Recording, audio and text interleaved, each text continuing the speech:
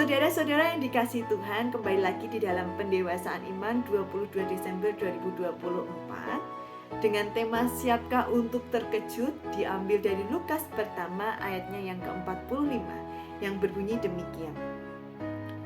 Berbahagialah ia yang percaya bahwa apa yang dikatakan kepadanya dari Tuhan akan terlaksana.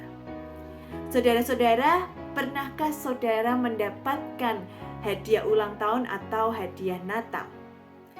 Rasanya pasti menyenangkan jika hadiah itu sesuai dengan apa yang kita inginkan dan harapkan.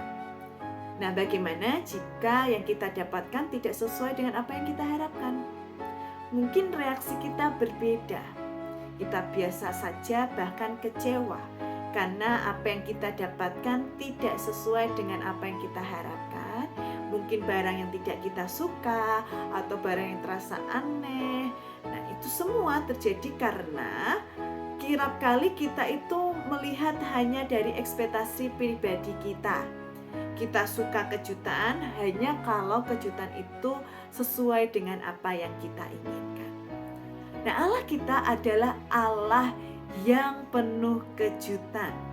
Kejutan yang seringkali tidak terduga di luar cara pikir manusia. Namun selalu mendatangkan kebaikan juga pengharapan.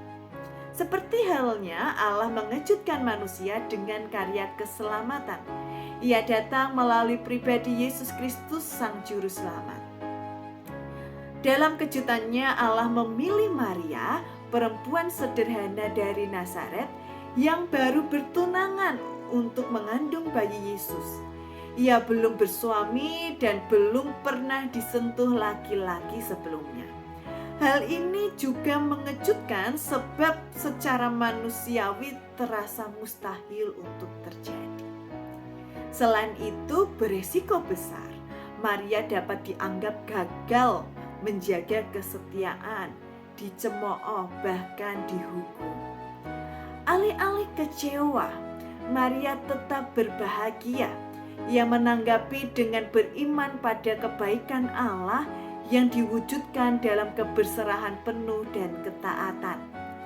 Aku ini adalah hamba Tuhan, jadilah padaku menurut perkataanmu.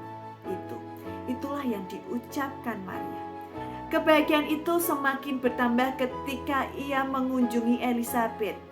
Ia semakin dikuatkan melalui salam yang diucapkan Elisabet dan kenyataan bahwa Elisabet mengandung seperti yang disampaikan oleh malaikat Tuhan.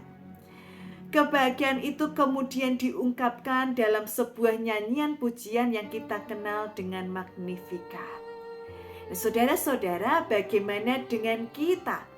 Jika kita menerima kejutan yang membawa kita dalam situasi yang sulit, apakah kita masih bisa beriman seperti Maria dan berbahagia?